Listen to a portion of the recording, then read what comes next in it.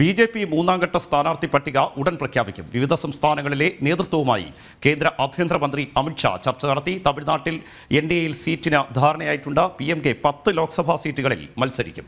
പ്രധാനമന്ത്രി നരേന്ദ്രമോദി വീണ്ടും പ്രധാനമന്ത്രിയാകുമെന്ന് PMK നേതാവ് അൻപുമണി രാംദാസ് വ്യക്തമാക്കി. തമിഴ്നാട്ടിലെ ജനങ്ങൾ മാറ്റം ആഗ്രഹിക്കുന്നുവെന്നും രാംദാസ് പറഞ്ഞു. The last 57-58 years have seen both the Republican parties have ruled and ruined Tamil Nadu. People want a change, we want a change. And our Prime Minister, Honorable Modi ji, will definitely become the Prime Minister for the third time in India and take India to greater heights. വിശദാംശങ്ങളുമായി ഗൗതം അനന്തനാരായണൻ ചേരുന്നുണ്ട്. ഗൗതം, BJPയുടെ മൂന്നാം ഘട്ട സ്ഥാനാർത്ഥി പട്ടിക ഇന്ന് പ്രഖ്യാപിക്കും. എപ്പോഴായിരിക്കും ഈ പ്രഖ്യാപനം ഉണ്ടാവുക? ഏതായാലും NDA ക്യാമ്പുകൾ വലിയ ആത്മവിശ്വാസത്തിൽ തന്നെയാണ്. പ്രധാനമന്ത്രിയുടെ ഭാഗത്തു നിന്നും രാജ്യത്തൊട്ടാകെ പ്രചാരണ പരിപാടികൾ വളരെ ശക്തമായി മുന്നോട്ട് പോകുന്നു. ഇതിനിടെയാണ് മൂന്നാം ഘട്ട സ്ഥാനാർത്ഥി പട്ടിക കൂടി ഇന്ന് പ്രഖ്യാപിക്കുന്നത്, അല്ലേ?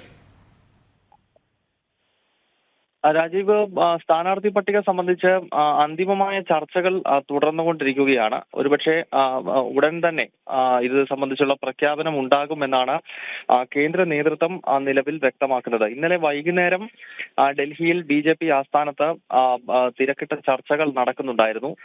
വിവിധ സംസ്ഥാനങ്ങളിൽ നിന്നുള്ള നേതൃത്വവുമായി കേന്ദ്ര ആഭ്യന്തരമന്ത്രി അമിത്ഷാ ഉൾപ്പെടെയുള്ള നേതാക്കൾ ചർച്ച നടത്തി.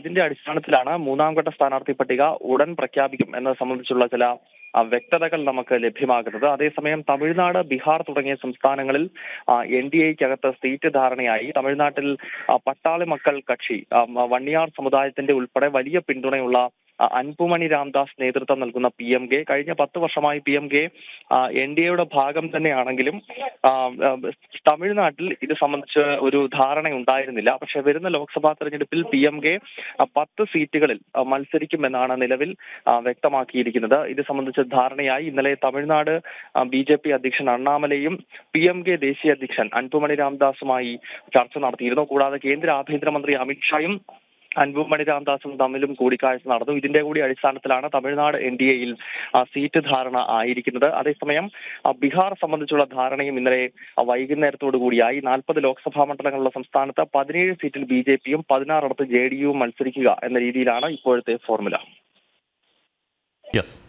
BJPയുടെ മൂന്നാം ഘട്ട സ്ഥാനാർത്ഥി പട്ടിക ഇന്ന് പ്രഖ്യാപിക്കും. ഇതുമായി ബന്ധപ്പെട്ട അന്തിമ ചർച്ചകൾ പുരോഗമിക്കുകയാണ്. ഗൗതമാണ് ഡൽഹിയിൽ നിന്ന് വിശദാംശങ്ങൾ നൽകിയത്.